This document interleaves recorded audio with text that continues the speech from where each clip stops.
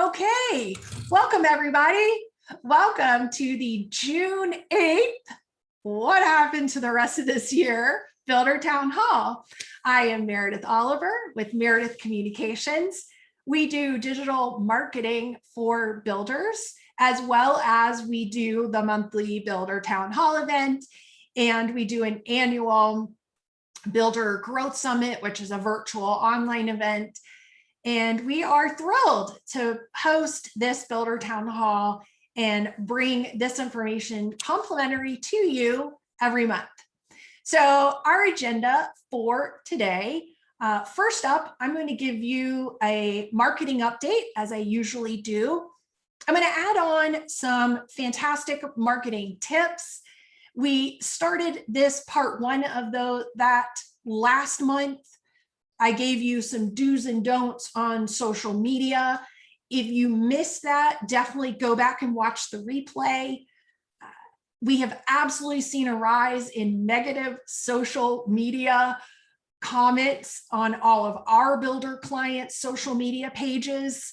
The hate is strong, my friends. And so last month, we did some do's and don'ts on when to reply and don't feed the trolls type stuff. And so if you missed that, go back and get that. That was part one.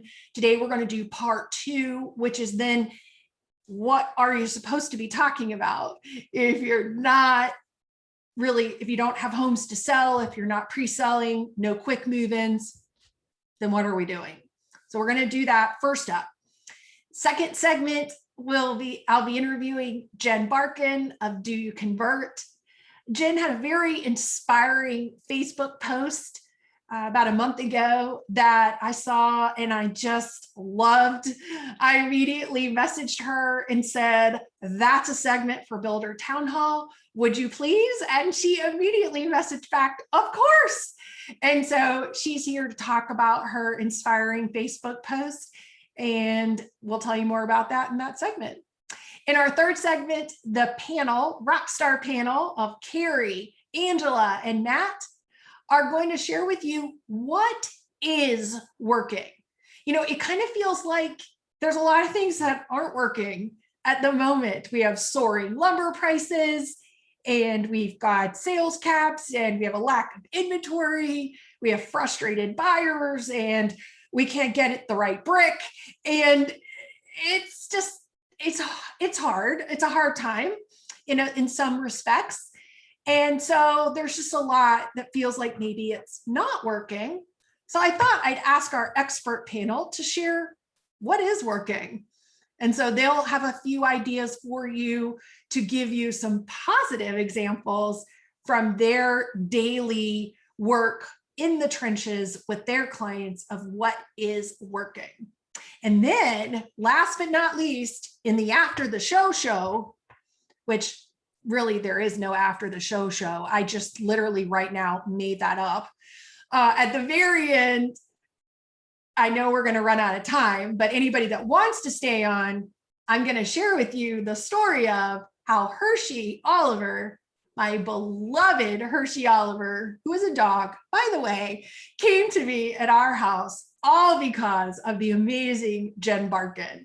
And there is a twist to that story that even Jen Barkan has never heard.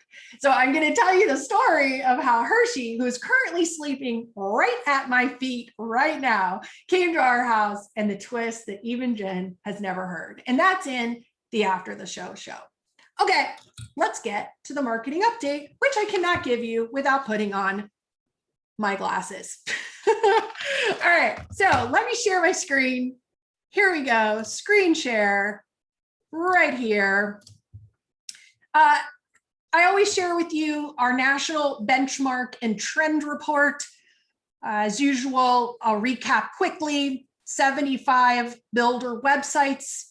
We're aggregating Google Analytics data of 75 builder websites across 47 markets. As listed here, mostly US, a few Canadian. Here's what's interesting. For the first time in 12 months, look at the month of May. The red line represents 2020, The bar graph represents 2021. What do you see for the month of May? Put it in the chat. What do you see? We're even. Yep. So for the first time in 12 months, the 2021 website visit traffic level across 75 of our builder websites, aggregated across 47 markets, US and Canada, was even with 2020. And you can see where it's been across for 11 months prior. It's been substantially higher. Okay. So what we are seeing, and let me stop the screen share. Stop share, come back to camera. So basically, most of our clients, as we have looked at their calendar month May website traffic, very top of the funnel, and as we've looked at last 30 days coming into June, most of them are starting to see a decrease of about 20%, either calendar month over calendar month or 30 days over 30 days. Now, that's not true in all markets. In our hottest markets in the country, and we were just chit-chatting about this in the pre-show before the show. Okay, that doesn't really exist. I just made that up too. We were just talking about the migration patterns, and in the markets like Austin and Raleigh and Dallas and Boise, the places where people are moving from places they don't want to any longer live due to heavy restrictions and taxes and density and a whole variety of reasons, we're not seeing necessarily the decline in the website visits yet. But as a whole, yeah, we're starting to see this really come down. Now, this is by design. This shouldn't be a surprise to anybody. Well, yeah, most of you have reduced spend by about what? 20% on digital ads. So yeah, your website visits are starting to ratchet down about 20%. We have no inventory. So of course, visits are starting to come down. We've got increased vaccinations, and we're seeing a massive return to travel. Memorial Day weekend was the highest travel peak that we've seen yet. So of course, things are flattening out. The question is, for those of you that have been holding back on sales, that are starting to have some loosening of availability or the ability to do pre-sales, when are you going to start to let go of the reins? What I'm suggesting to you is that I believe our summer is really going to flatten out as a normal summer would. And I believe that we're going to be at more 2020 levels, which in the grand scheme of things was much higher than 2019. I mean, 2020 numbers blew 2019 numbers out of the water. So we're still looking at pretty big top of the funnel numbers, but yet ratcheting down. So just kind of want you to really watch those. I'm not saying that they're your be all end all. Jen and I are going to talk about that in a little bit, and I'm going to come back full circle to why I watch these and what they do for me as a leader. But I do find them interesting and something of just a bit of a bellwether, and they're one piece of a puzzle that I want you to keep your eye on the ball. And we talked about that many times here on Town Hall. The other thing that I really want you to keep your eye on is this idea, this buyer frustration. The level of buyer frustration, and I know our frontline salespeople that are on, they could light up chat and take us to town on this, but not everybody who's on here is frontline. A lot of you are in leadership, and frankly, you're insulated from it, and your people are just about beat to a pulp over this buyer frustration. I've got an article for you that I really want you to pay attention to. Angela's going to put a link in chat. It's an article that talks about 3 yellow flags that you should be paying attention to. So not only is the traffic kind of ratcheting down, but this one of the issues, the 3 yellow flags that Zonda has identified, is buyer frustration. And it is something they are concerned about in terms of things really beginning to slow down for us. So one of their yellow flags is buyer frustration. So yes, of course, increased prices is one of their yellow flags. And of course, they're concerned about the jobs numbers because they've really been disappointing 2 months in a row. But just general buyer frustration is another one. And I don't know that we've necessarily been considering that. So I want you to pay attention to that. Okay, so I've got some marketing tips for you, because really, if you're doing social media right now and you're trying to figure out, what should I do with my content? This would be true for your email marketing as well. And really any of your digital content, it's hard to know what to talk about, because if you aren't pre-selling, you don't have any new communities coming, you don't have any quick moving homes or available homes or ready homes or showcase homes or whatever you call them, it's like, I don't know what I can say. So we start defaulting to, here's a virtual tour of something you can't have, which just makes people madder. And then we get more negative comments, and it's just, right? It's just so frustrating for everybody. So I have a list of ideas for you.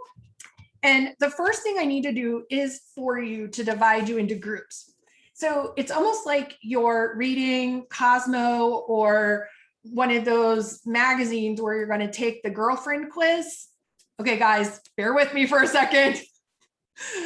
Pretend this is a quiz about golf clubs, and you're going to separate into 2 groups. Do you currently have a boyfriend? Yes or no?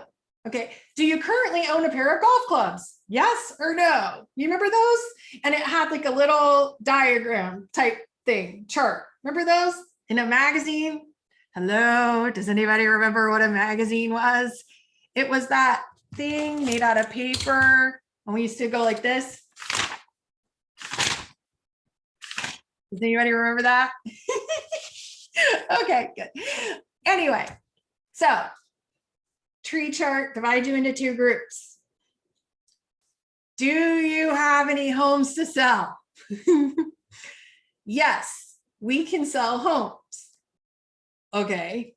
No, we have no homes to sell. So this is what I need you to answer. So if yes, you have either homes, available homes, or quick move-ins. And honestly, we have some builders in some markets that are a little bit more steady Eddie type markets. They have homes to sell. I know, shocking. Not every market is Austin, Texas. Then you, that group, needs to make it crystal clear on all your marketing that you actually have homes to sell. And you would think I wouldn't need to tell you this, but I do my monthly calls with clients. I review marketing. It's not crystal clear. So remember the days a very long time ago when we used to do those realtor hot sheets. Okay, somebody go into chat right now and tell me I'm not that old that somebody else remembers a realtor hot sheet. Does anybody else remember this? It was a, you do. It was a, yes, it was a 1-sheet grid thingy with all your listings on it, right? With all your inventory on it. Okay. If you're that lucky and you're in a market that's a little more steady Eddie, and Pennsylvania, Michigan, markets in Oklahoma, I'm talking to you right now. You've got to get back to the mentality of marketing realtor hot sheet. I am not telling you to go print a box of flyers. Oh, for the love of. But I am telling you to think like that. Facebook carousel ad, realtor hot sheet, 1 per block. You got me? Emails, like build a digital campaign, think like a realtor hot sheet, get back to a listing perspective. If you're in the category of have homes to sell, but you don't have available inventory to sell, but you're pre-selling, then all of your marketing, then messaging has got to be around build, we are building, like literally, it has to be that simple. You have to understand they are being inundated with nobody's building, nobody, look, this is everywhere. You have to make it clear, we are building. Make it clear, get super simple. You're overcomplicating your messaging. We're doing a campaign right now, elevate your everyday. And the entire campaign is about how you, when you build with, and I won't say whom, and I won't say what market, and do not steal that tagline. But when you build with so-and-so in this market, you elevate your everyday. And then gorgeous pictures of model homes, because what we're doing is we're marrying up visiting their design center with picking out this and this and this, because your kitchen has this and this and this, and that elevates your everyday. When you personalize what you want, you get what you want, because they're pre-selling. And they're one of the only builders in town that's still pre-selling. So we're leaning into the pre-selling, okay? So if you're still selling and you're lucky enough to do that, you position yourself that you're doing that, the opposite of what everybody else is doing. And you got to message that, okay? If you're in the camp of Austin, Raleigh, Charlotte, Nashville, Phoenix, Houston, Dallas, Boise, and you have 0 homes to sell and you got nothing, then here are your tips. Number 1, stop the testimonial post. What? Do not post testimonials. Stop it. You are poking the bear. Okay, think about it like this. You're dating someone. You were dating someone. You are now someone's ex. Do you want to hear about how great a boyfriend the boyfriend currently is from the new girlfriend? You can't have him now, but the new girlfriend wants to tell you how great a boyfriend he is. Do you want to hear it? Nope. So all the people who can't buy a home from you that are currently trying, do you think they want to read the testimonials that are currently on your Facebook page about how great it is to buy a home from you? No. You're making people matter. Stop. Leave them on your website.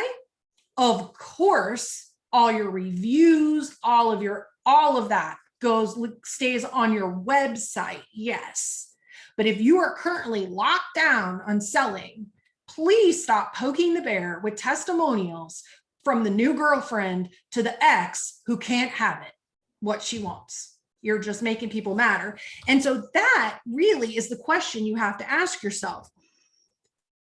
Before you post anything, ask yourself, is this post more irritating to the people who cannot buy our homes right now than it is helpful, kind, informative, interesting, clever, or am I poking the bear?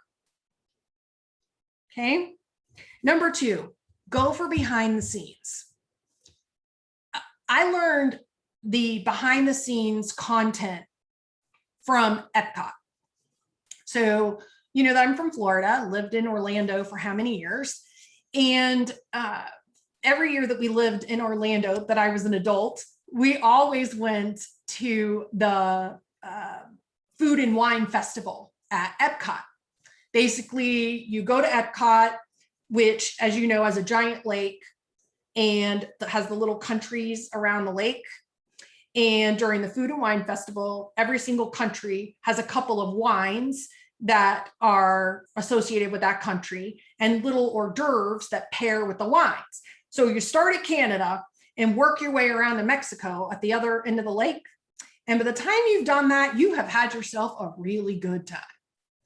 And so I read a blog article on the Food and Wine Festival at Epcot, and it was a behind the scenes, and it talked about how many thousands of glasses of wines and how the carts that they used underneath the tunnels, because Disney is all built on a series of tunnels, and that's how you never ever see a cart of anything above ground.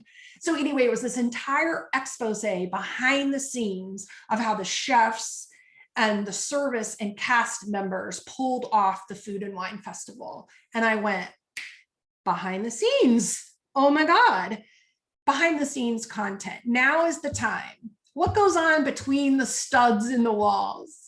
Why spray foam over the pink insulation? Who are your team members and why should I care? Behind the scenes content, right? Tell me how to build a house. The person that I am connected to on social that does this the most brilliantly that I could tell you to follow is Elena Money Garman. Elena Money Garman, Garman. Google her, no, Facebook search her, Elena Money Garman. Angela will put a link. She's currently, Garman Homes is building a concept home. Pro Builder Magazine just wrote an article about it. And so we'll put a link to the concept home article. And she has been chronicling behind the scenes of the building of the concept home on both Facebook and Instagram. And she's just been shooting videos of herself with her iPhone behind the scenes content. It's fabulous. All right. So behind the scenes, that's what would work right now. Number 3, communicate to educate. Angela put a link in for you next on this. I put a Google Doc together. This is something I just shared also at the sales rally update that we did for NAHB a couple of weeks back. Of course, now is the time more than ever to help people understand that lumber's up 250%, and that's had an impact on the industry. But you can't share educational information on social if you aren't educated. So in this Google Doc, I have listed out my go-to educational resources. I have a very short list of emails that I do read every single day. Oh, it takes me a couple minutes, but I scan them every single day. And these are the ones that I scan looking for headlines that matter. These are where I get the articles that I share in town hall. And you know, these are my go-to. So definitely you've got to be educated, and your people on social need to be educated, right? So whether you're sharing it on your personal social, you're a sales leader on, or you're sharing it from your corporate marketing, but now's the time to educate and help your buyers understand what on earth is going on and why, and so that is something you can definitely do. Last but not least, and then we'll bring Jen on here in just a second. So I'll give her a heads up. I'm on the last point, is the art of the shout out. The art of the shout out. Never before has there been a better time for you to show gratitude on social media. And there are so many people that you could be doing shout outs to. You could do a shout out to local organizations that you support. I know that McKay Homes is on Enforce today. I appreciate you guys being on.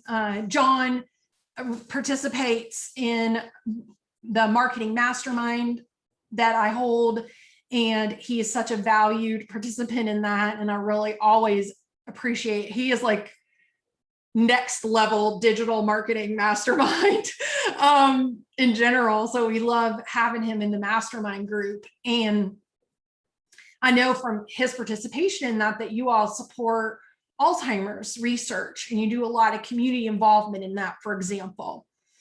And so that, for example, and I see you all giving a lot of social media shout outs to that, because of course I follow you guys on social. You do a great job with your social. So of course you can do shout outs on community involvement, but don't just stop there. What about your trade partners and vendors? What about those awesome mortgage partners that are like pulling out all the stops? Those title folks that are killing themselves to get all these closings done. The design center people that like are on their 7th brick choice trying to make it happen when 6 bricks are no longer, choices are no longer available. What about some shout outs? Customer shout outs, leadership in your team, job well done. I mean, there are so many people that you could be showing gratitude, both within your organization and without, that I just think gratitude and what I call the art of the shout out, realtor partners. I mean, part of this is strategic because of the tagging ability and the ripple effect that tagging has.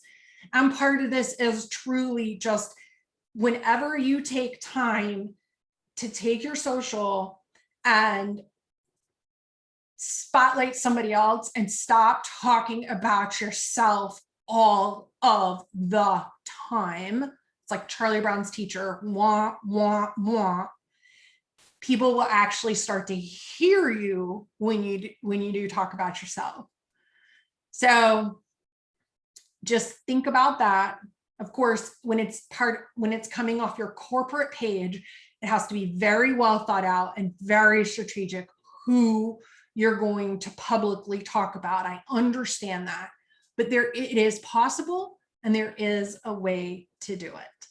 All right, as I start to wrap this up, Jen, why don't you go ahead and bring your camera on and turn your sound on. So those are my tips for you. There's so many more.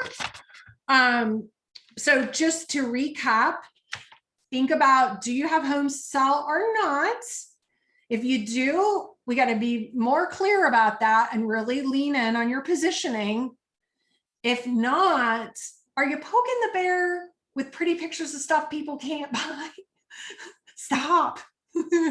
Right, Jen? Yeah. I was taking notes of what you were saying, and I was thinking, yep. Exactly right. I love it. Thank you so much. Well, yeah. I'm pretty sure most folks know of you, but just in case we have anybody fresh, this is Jen Barkan. I don't know official title, but you're online sales consultant, trainer, and coach at Do You Convert? I'll say the senior online sales coach, director. I don't know. Online sales coaching and training at Do You Convert? Jen has won National Online Sales Counselor of the Year. Yes. You were an online sales counselor for several years at Rose and Womble New Homes. Yes. So she has done this for real, live and in person. Before you went to work for Do You Convert? You were at Rose and Womble for many years. I was there actually 11 years. 11 years in a variety of different positions. And you've been at Do You Convert now 5? Going on 5. Yeah. 5. I guess 5. I thought, I'm in my 5th year. I'm in my 5th year. Yeah. So you've coached hundreds at this point, online sales counselors, US and Canada, I'm sure, and probably others. But okay, so probably about a month ago, as I told the audience, you posted this amazing Facebook post. I think it was on your personal page. It was. And I caught it and I was like, that's a segment for Builder Town Hall. You didn't know it at the time. Nope. And that's something you guys should know is like, I'm always on the lookout for content. If you have a content idea, send it to me because I'm really agnostic about where it comes from. I am about bringing the best possible content, and all voices here are welcome. This is a town hall. So when I saw it, I messaged in and I said, please. And you said, yep. So she made time for it. So tell us about the post and the Brene Brown podcast that the post was based on. Was about. Absolutely. I have been so excited to talk to you guys about this because when I was listening to this podcast, so Brene Brown, you guys probably have heard of her. So she has a couple of different podcasts. This specific one is her leadership focused one. It's called Dare to Lead. And she was talking about armored leadership versus daring leadership. And when she was talking about this, Meredith and everybody listening, I mean, like, I got chills. My brain started pinging in all different directions. My mind, my soul, everything from all of my careers, professional life, parenting life was just hitting at the same time. Because what she was talking about was armored leadership is when we feel like we have to know everything in order to be right. Knowing is being right. Versus daring leadership is learning to get it right. So I just want everybody to think about that for a second. Knowing is being right. Learning is getting it right. And so when she said this, I was like, oh my gosh, because I don't know about you guys, but I don't know how many times in this last couple of years or last year and a half, really, right, where I have been like, you know what? I don't know. I'm not sure, and, think about, like, I know in my professional life, not just as an online sales coach for Do You Convert, even before that, as an OSC, as a manager, as a teacher. I was actually a teacher at one point, like all these different things I've done in life.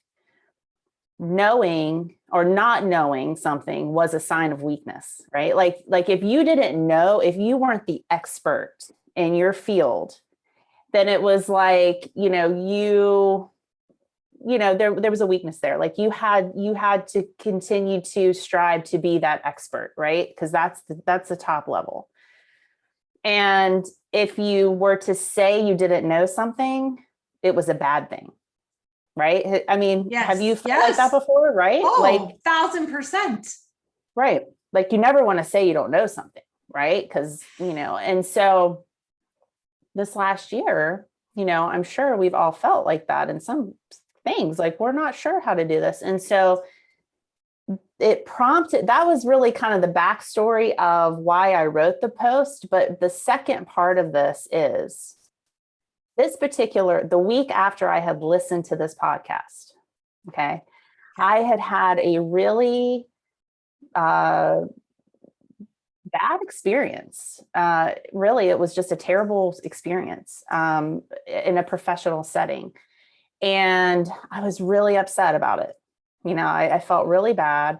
And I was telling our new coach, Jessie Suggs, who is amazing, I was telling her about it. And I was being, as her leader, right? I was in a vulnerable position. And I was telling her about the situation where I was out of my comfort zone. And you know what she did, Meredith, which was just so cool? She actually sent me this little card. She texted me this little card. It's an affirmator card. And it said, everyone's a teacher.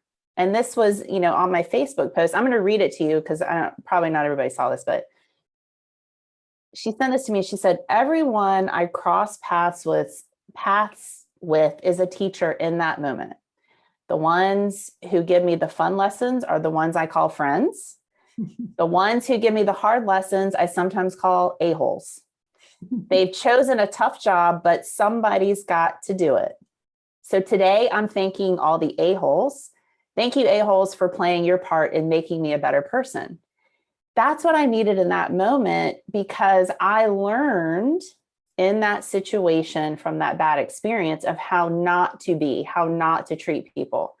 And so again, this all came full circle, and that in this last year, we as leaders have to learn how to, in my opinion, be vulnerable, be open to saying and listening, I'm not sure exactly what we're going to do in this situation, but listen, we're going to learn to get it right. We're going to learn together, and we're going to get it right together, versus being armored and not vulnerable and feeling like you have to know. Because my fear is that if we continue being that way, and we don't kind of let down our guard sometimes, then we won't grow. We will not get past ourselves. We will not grow beyond. We will not grow into the type of leader that we need to be. And how do we know when to switch? Because sometimes our people need strong leadership, like kind of make it till you fake it, because they need to know we know what we're doing. They're winning earpod. Right. There we go. They need to kind of feel like we know what we're doing. I think there's sometimes that's called for. Oh yeah. And other times they need the vulnerability. So like, how do we know when to switch, do you think? Yeah, I don't know that it's a switch. I think it's like a combo. I think that, like for me, when I don't know exactly what to do, speaking specifically about like online sales, or like, when something is brought to me as a coach and it's like, hey, we have this going on. How do we handle it? What do we do? To your point, something you said earlier, here's what I know. And this is, I know it. I'm not being vulnerable. I know it. I don't need to learn this. It's an absolute. The customer experience is always what counts in any situation. Yes. So, like when you're like, that's, like you know that there's nothing you need to learn, like to grow beyond that. That when you're faced with a decision of how do I handle this? What do I do? What's the best approach? Yes. I know that the customer experience is what matters the most. So I'm going to make my decisions and how I approach something based on that. Now, when you switch or combo to a vulnerable state, a couple of things come to mind with that. One, we have to be, as leaders, open to listening to what our sales execs and our on-site execs and online execs and everybody that's working for us, what they're experiencing. We have to be open to listening. Yes. And this is what I'm saying. This is me being vulnerable. I have been brought up and raised and taught through college, through working, all of those things, to be not vulnerable and to say, I'm going to suck it up and get the work done. I'm not going to complain. I'm not going to go to my leadership. I'm not going to. And if somebody comes to me with some problems, I'm going to be like, okay, I know you have problems, but like, let's get back to work. Wall up. Like that's right. Suck it up. Like figure it out. Like, yeah. Okay. We got to figure it out. Figure it out. And yes, we got to figure it out. We got to get it done. We got to embrace the suck. We got to do all those things. However, we have to be somewhat vulnerable, or we're going to do a lot of damage to the people that work hard for us. Yes. We have to be open to listening. We have to be supportive. We have to be there. And I know it's hard. Like there's a lot of personality, like it's hard. Oh, the drama, It's right? hard, It right? feels like a lot. Right, I right. know. It's a I lot. know. It's a I lot. It's been know. a lot, especially this last, year and a I half. know. It's been a lot.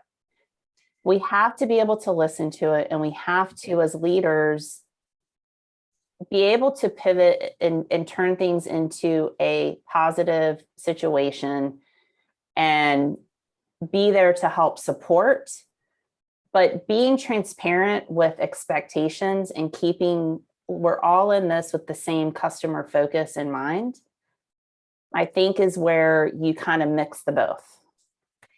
I mean, our if we truly are facing situations we've never faced before, Yeah, and internally our internal voice is saying, I don't really know what to do, why would it be reasonable to expect our people to know what to do? I mean, really, exactly. we're expecting something from them that we don't even Right. have for ourselves. So I think Yeah. vulnerability on both sides. Yeah. And you were speaking about absolutes, and I've talked a lot about this on town hall. I mean, one of ours on the digital marketing side is, we know, and that's why I typically open kind of with a little digital marketing update, because we Yeah. know that top of the funnel website visit metric, which is, it's just a range. Like, I'm not looking at that as a perfect number, right? But I like my trend line bar graph. I really do, just because I know that wherever that is in relationship to where it was or where it's going, 30 to 45 days from now, I know about where sales are going to be. That's a hard, like, that is what that is. Okay. Right. I know I can also figure a percentage of what that's going to do to online sales, and I can scale up or scale down. Like, there's a whole series of numbers from that are benchmarks. That's right. That are pretty typical. You guys just published a new series of benchmark numbers, I believe. Do you convert? Exactly. You guys can go to Do You Convert and get those numbers. Yeah. And those percentages are pretty, even in 2021 with all the craziness. True. Oh yeah. Oh yeah, absolutely. The percentages typically bear out. So, like, those are things we can monitor, but don't let the volume of these things lull you into thinking that everything is perfect, the lake is smooth, we're all so happy, that you've learned everything you need to learn, because in fact, a lot of that would really fool you, because the learning is, we have so much more to learn. I love that you are taking this conversation in that direction, because yes, we just published our first quarter numbers, and looking at that, it's like, man, right? 52% online sales contribution overall. Yes. Right? Like, never in a million years, right? Folks. Right. Total sales, right? And so we look at that, right? And you're like, holy cow, like, we're killing it. Healthy, like, this is amazing, right? But we have to go behind the numbers. The numbers are telling one story, but when going behind the numbers and looking a little more deeply and measuring, customer experience, are we getting back to people in a timely manner? Are we answering our phone? Are we able to? What are the surveys coming back say? Those are all the things that, if we're not careful, if we're not looking at that, we're going to miss something. And to your point of learning and, continuing to grow, guys, prepare your hearts, but we're going to have to relearn a lot of things. There's a lot of things, right, that we have not had to do. And what we're seeing now and what we're really looking at now is responsiveness of leads. That's been kind of we've watched that fluctuate. I've said this a couple of times, 200 feels like 400, because those 200 leads are actually responsive. We've seen in some case 95% responsive, one of our builders. So it's they want an appointment. Yeah. So it's like that you don't is have a to whole ask multiple times. They're that's like, a whole different, that's a whole different, thing here but now we're starting to see that actually go back to a little bit more of a normal amount, right? So it's gone down from 95% to more like 75%. And so I had an online sales specialist a couple of weeks ago say, okay, we're feeling like things are slowing down a little bit. So we want to start adding some personalization back in, to what we're doing, because we've just really automated everything. And what should we do? And I said, well, just pick up the phone and make an outbound call. I mean, when was the last time we just picked up the phone and called somebody versus just being reactive and answering? So we've got to start, I think we're going to see that, right, start to happening. And we're going to have to continue to retrain ourselves and remember some of those skills that we have kind of let go. Yeah. No, I've always considered myself a lifelong learner. That's probably why I responded so strongly to your post. I'm just nerdy like that. If I could have stayed in school forever, gone to college forever, like I'm just one of those kind of nerdy people. And I love to learn, and I would have always done that. And as a consultant and in my role, I'm supposed to actually know things. And I think for many years early in my career, I think I lost a lot of business to other friendly and maybe even some not so friendly competitors that came across much more strongly because they just told people what to do. You should do this. And that's never been my approach. I'm much more consultative and much more like partnering. We're going to learn how to do this together. But where I did find my confidence, and so just speaking to others out there that maybe you fall a little bit more on the learner side than the knower, like me. Some of you fall on the knower expert side, like a little too heavily, and Jen's trying to bring you over. But some personality types actually fall a little bit more like myself. Yeah. And we've got to come a little bit more this way, where I found my confidence was in the data. Once I really hit my stride, I don't know, maybe 10 years ago, whatever, when I really realized what kind of data we had and all our clients and building our dashboards. And then even 2 or 3 years ago, once things really started to shift, and then once COVID hit, and then I realized too, the power of this community and started Builder Town Hall. I knew at the beginning of this pandemic, I did not have the answer to it. But I knew this community could figure it out together. Exactly. I love that. And so if you, as the leader of the team, you maybe have to be vulnerable enough with your team. Maybe you don't say it in as many words. I don't know what, that may not be what you don't want to admit, but with your team together as a community, you all, you can figure out what to do next.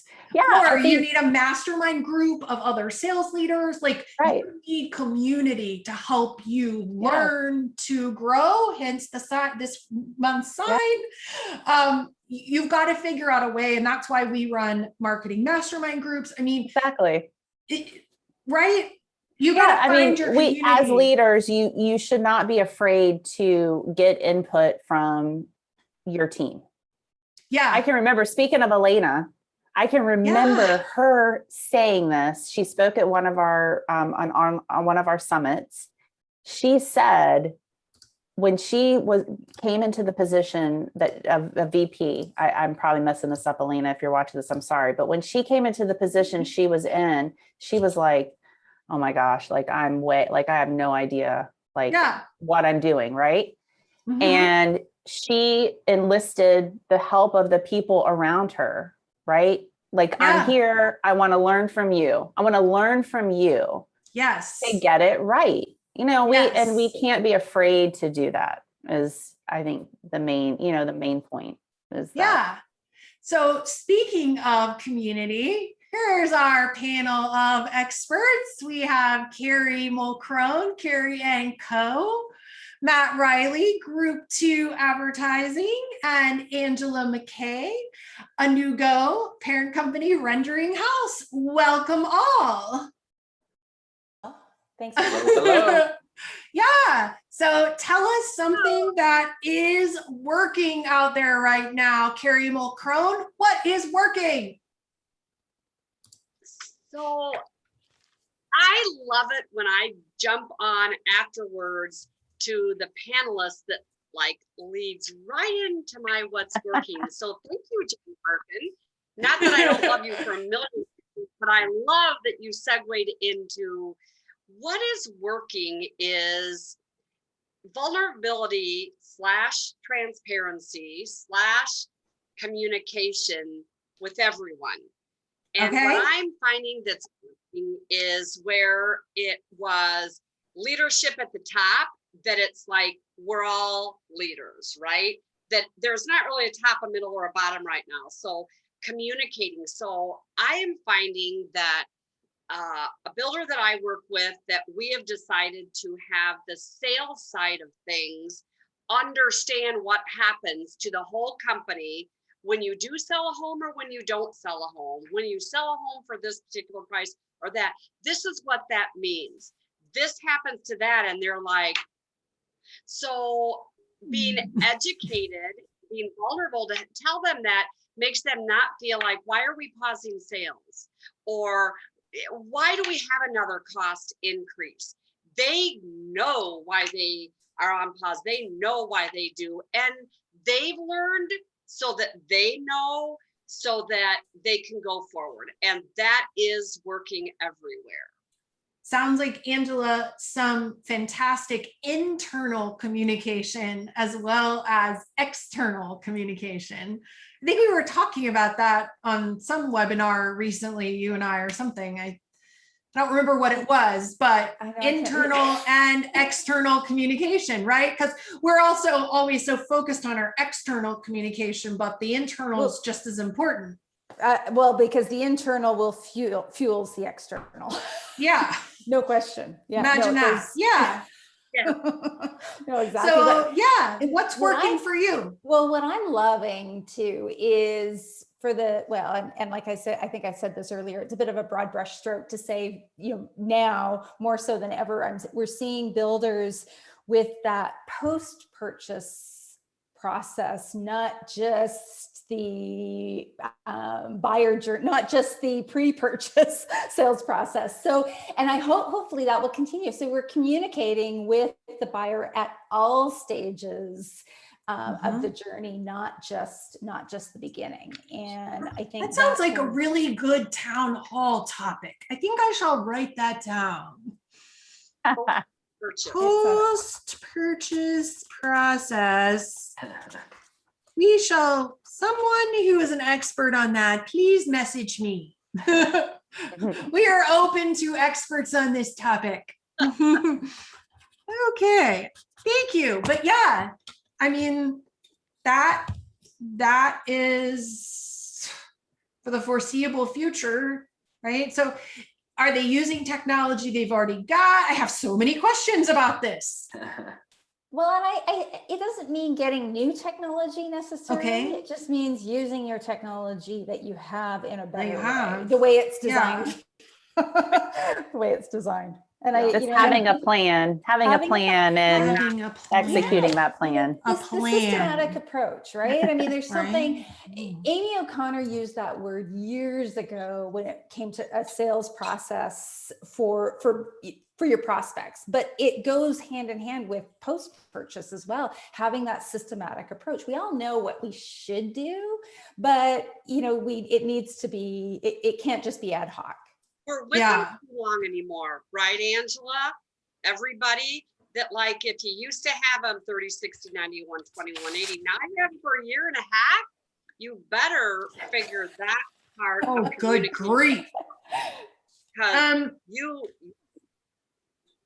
Matt, before I get to you, I forgot in the beginning to remind everyone that we do not have town hall in July. because the first Tuesday of July falls right near July 4th. So we always take July off. However, I'm looking at doing a Facebook Live, not through Zoom, just a Facebook Live later in July with the tips on live streaming, like lighting, like a bunch of the stuff that we were talking about in the Facebook group that a bunch of you wanted me to do. So we may do a Facebook Live later in July, but we're not going to do an official town hall. So we will resume town hall on August 3rd, first Tuesday in August. I forgot to say that at the beginning. Sorry. Matt, what is working for your clients right now? So, there's a few things. I'm going to start with some of the more kind of fluffy, which is some of the things that are working that have been working, that will continue to work no matter the market, but especially in this market is going to be transparency, honesty, and humility, right? Like those three things are going to and let's go through that for a second. Transparency is, I'm going to talk to you. I'm going to let you know about what's going to happen, right, along the way, right? We know that there's pricing fluctuations. We got potential escalation clauses. Like we've got it fully transparent up front, right? Honesty is, as things occur, as delays happen, as windows don't come in and you have to tape the window off and you've got to wait to get CO because the house can't close without like all of these. So being honest about what's happening, but also not being like, sorry, it's not us, it's our subs or it's the vendor. Well, they don't care because they gave you their money, right? And so transparency and honesty, and then the humility part is really like have some empathy, right? Like let them know that you feel their pain, right? Like you understand, and it's unfortunate because I surely would love to close this home just as badly as you would like to move in, right? And so what can we do to work together? Like, this isn't like forget about you. Or what can happen in these scenarios is the first time someone gets frustrated, the buyer, the builder can be quick to say, well, here, you just cancel. I'll just go sell it to somebody else. I don't feel like dealing with your BS, right? And so it's easy to jump into that because you then like, well, maybe I'll be able to sell this thing for 5-10 grand more anyway. So win-win for me, except you've got now like a whole family that like hates you for life, right? Out there on social media, all those things. So transparency, honesty, and humility are, I think, three key things that are always going to work no matter the market. And when we're in situations like this, and when we're in other situations like 08, 09, they still work then, right? So those are some things that we can be focusing on. And I agree with Angela, post-contract communication is key. That was something that we really talked a lot about. We, as in group 2, we talked a lot about early on because we saw like, hey, this is ramping up. This is going to get crazy. We're a bunch of order takers right now. We've got to make sure that we're communicating post-contract, because getting the contract's the easy part, keeping these deals together all the way through and keeping everybody's expectations. And again, that circles right back around to transparency, honesty, and humility. And so outside of the technical things, like we could spend an hour talking about going down a checklist of the basics and the things you should focus on from a marketing and sales perspective of staying to the basics. But I think those are 3 to 4 main things that we should really be trying to look through the buyer's glasses.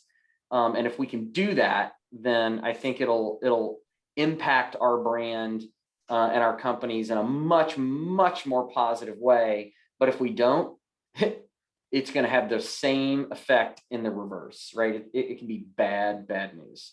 And Jen, before I get to you, let me say also those 3 things as they also apply to our realtor partners. Absolutely. Because I belong to several I'm not quite sure how I ended up in these, but Me too. I'm in several Facebook realtor triangle Facebook realtor groups. And the number of posts about builders, you know, they have skyrocketed, and the level of frustration among our realtor partners with builders, canceling a contract on their buyers, and the attitude they receive from the sales consultants that they perceive to be you never know what the whole story is. I'm not taking one side or the other. I'm just telling you the volume of posts is through the roof. So something's going on, just as a trend line. Again, back to my trend lines. So I'm not sure we're applying those same 3 things you just mentioned to our realtor partners either. Totally And I agree. think we need to, right? Because they keep commenting. Their overwhelming comments are frictions. Their overwhelming comments are, I will never forget. That's I right. have a very long memory. Yeah. I have seen hundreds of those comments in the last month in these groups. Yeah, I agree. I've seen them. Like, I don't know that this person will still be in business in 5 years, but if they are literally using those. And I've been tempted to screenshot some of this stuff and blur and post it in our group, but I didn't want to go there and be too negative. But I kind of wish you guys could see what I'm seeing. Maybe you already are. Meredith, it's bad. It's bad, and it's so true, and it's because everybody's so agitated. Well, back to my content segment. Stop poking the bear. Like, you're making it worse. Yeah. On both our customers and our realtors. Okay, I'll stop. It's like, you're hungry and on a diet? I'm going to eat some pizza right now. Yes. I've seen several comments about empathy, and I go back to dealing with our realtor partners. It's a B2B transaction. We've got to make sure we all have the same common goal. Like, we got to speak the same language. They do not feel it. They don't feel it at all in a lot of cases. So Jen, what is working that you're seeing out there? I'll pose a question to you. Right now, the big thing that's working is we've got to take the time to go back and scrub our database from the last 3 to 6 months. Mm-hmm. So as we're starting to see some traffic trending, leveling out or, trending a certain way, and looking at responsiveness, kind of going back to a more normal amount. We've been building this database, right, for the last year so we've got so many people, right, in that database. Yeah. Online sales and even on-site sales with people that have come out and visited with them. We've got to start prospecting and nurturing. And I'm not saying this is necessarily prospecting and to get another appointment, because that might not be the situation in your market where you need to get an appointment, but it's prospecting in a way of, are you still in the market? Do you still want to hear from me? Mm-hmm. Let me know. So there's a lot of list hygiene that needs to be happening with all these people, because let's face it, folks, a lot of people have fallen through the cracks. That's just the way that it's been, because we've had to just be as reactive as possible. So we got to go in and clean some things up as we move into the next quarter and the end of the year, because also figuring that out is going to determine how many people are in my pipeline that are still actively looking and that are actually still buyers. Mm-hmm. That'll help determine on the marketing end too. Like, that's right. Right. So that's, I think, what we need to be focusing on right now on the front end. Yeah. Kerry? That I think that every one of you guys today, in every single thing that you said, is that in this world, if over communicating is something that we need to do, we have to do it now. We are not afforded the luxury of not over communicating, because the Mhm. minute you don't communicate is when they get freaked out, and then they go crazy, and then they call their realtor, and then they go to social. I mean, it's such a vicious circle. So, when you've got like, we like to communicate every week, but everybody's so angry that when we call them, they're so uncomfortable. We don't want to make the weekly calls anymore. Well, it doesn't mean you can't do the weekly communication. Maybe take your weekly calls to bi-weekly, but what are you going to do on the other week? You have to communicate. Yeah. Or Matt, mix it up and do a video email or text or like, yeah. I mean, Matt, you don't know. you think our tendency is to avoid communicating when we don't have anything to say, or we want to, we don't have an update, or it's a bad update, so we just like hide. or worse, we hide behind an email, right? Mhm. And we send out an email that's trying to deliver some type of bad news. And that just doesn't go over well, right? I mean, No. a good old fashioned pick up the phone and call somebody. I mean, let's face it, if I'm a salesperson, and there are still tons of builders out there, we're talking about traffic leveling out or normalizing to 2020 levels, which was still way above 2019 levels, which was still a great market, by the way. And we were not complaining in 2019. Nobody was complaining in 2019. Nobody was BTW. complaining. It was good. It was fine. But there are still a lot of builders out there that are, they're on pause, right? So their salespeople or they're hitting their maximum sales because their communities are capped. Well, you're capping out like that. I mean, you've got your list, they're capping out. Like, so what your full-time job in the other 39 hours of the week, should be communication to your existing pipeline under contract. Absolutely. And that's why communicate to educate. Like that's the whole thing. You've got to figure that out. I think sales is communication right now. And Absolutely. You cannot over communicate. I mean, we've said it. How much more can we say? Because I know. We don't, I said it, I just wrote it down. We have to pick up the phone. We can't. We got to do it. I see so many times when there's back and forth emails of, back and forth 3 or 4 times, when it could have been solved so much faster and easier, because there's no, you by the phone. We got to get back into that rhythm though, because we haven't we're had not to do it. Yeah. Right. I know. We have it's going to feel a little bit shocking. It's like jumping into feel weird. Right. Right. Like we're going to go like, holy crap, but right. Because for the past year, we're used to like dodging checks being hurled at our heads. Right. And so any backing off of that, people are going to start freaking out. People, builders, salespeople, because if you've listened to this town hall for the last year at all, it's been a focus on you got to stay focused on the basics. We've said it, I don't know how many times. I don't know how many podcasts I've said it on, webinars. I'll be right back. Keep talking. Yeah. Everybody wants to know what the latest and greatest thing is. Yeah. It's like, just pick up the phone and call. Somebody. So for those of you that are still here, we have now reached the after the show. This is Hershey Bear Oliver, also known as HBO. This is a Hershey Bear. Hi. He is starting to make noises below my feet because it's 5:11 Eastern time, and he eats at 5 o'clock. Because he's 10 years old and he runs like clockwork, this one right here, on his schedule. Now, Hershey is at my house because of Jen Barkan, and that is a God honest truth.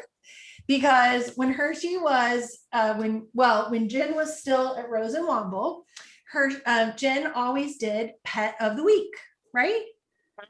It was part of your OSC outreach. How did that get started? So I would go pick up a dog from the Norfolk SPCA, and I would take him with me to a new home community, and I would feature the community and the dog at the same time. And I did it like on Facebook Live and yada, yada. And so Hershey was my pet of the week.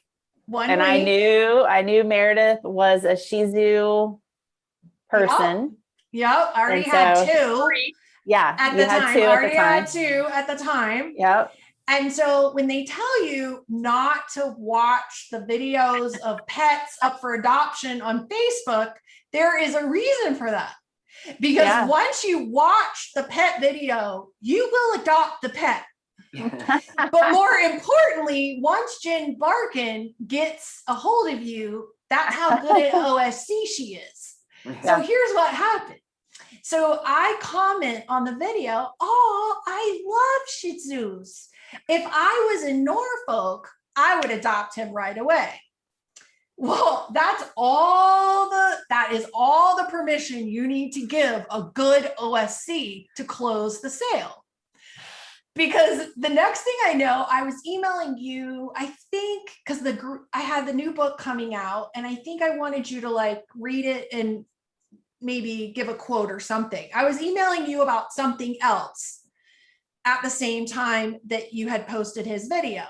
So you took that opportunity in an email to say, hey, I could drive halfway to Raleigh, meet you halfway with Hershey, and you could adopt him. Yeah. So I go to Alan, I go, hey, she could meet us halfway. We could just adopt him. Yeah. So he's like, okay. So I'm like, okay. So now I'm in love with the dog. You can't adopt a dog without going to the SPCA. Everyone knows this. So of course she can't meet me halfway with the dog. So how many hours, Jen Barkan, is Raleigh, North Carolina from Norfolk, Virginia? 4 hours. Riley. About 4 hours. No, 3.5, 4 hours, something like that, right? Okay. I don't know which way you go. The weekend that we're going to get him is Hurricane Matthew. Oh yeah. This is the part of the story that Jen doesn't know. So we can't go like on Saturday because it literally was Hurricane Matthew. So we have to go like the next day, right? We get there fine.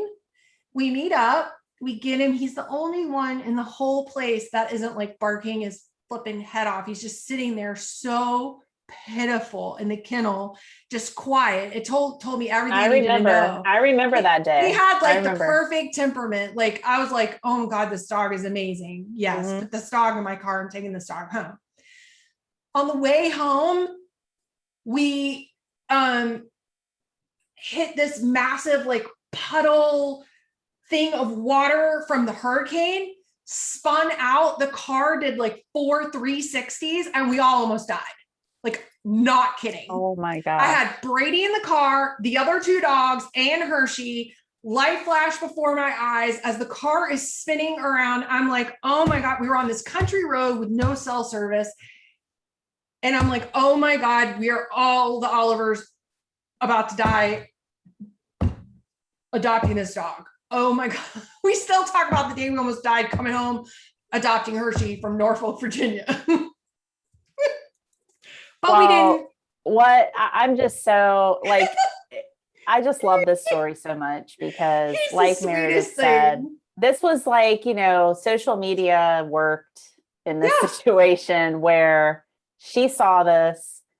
I responded back to her like this. You like Hershey? Let's make this happen. I don't know. And then I think I texted her the next day and said, okay, when are you ready to get this dog? Oh, she did. She totally closed me. Yeah, I was like on her. And then that's when I said, I'll just drive. And, it just makes my heart happy that and she was texting me out. or like sending me pictures through Instagram. And she's like, hi, Hershey's mommy. Oh, yeah.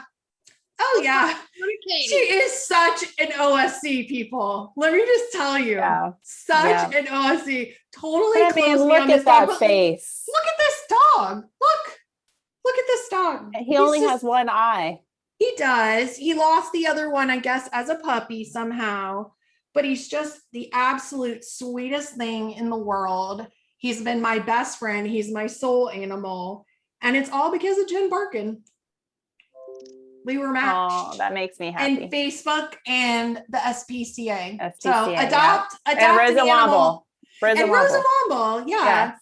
And so adopt an animal. So you never know, you know, what's going to happen. That's right. But thank you for bringing me and Hershey together. So that is the show after Well, the Can show. I just say, I want to thank all of you guys for continuing to have these town hall meetings throughout this. You consistently show up every month, and I think it's just so amazing that you've continued to do it. And I know that it We love doing helps it. so many people, you know, so Yeah. I just We learn from it. thank you. Yeah. We learn and we know, Yeah.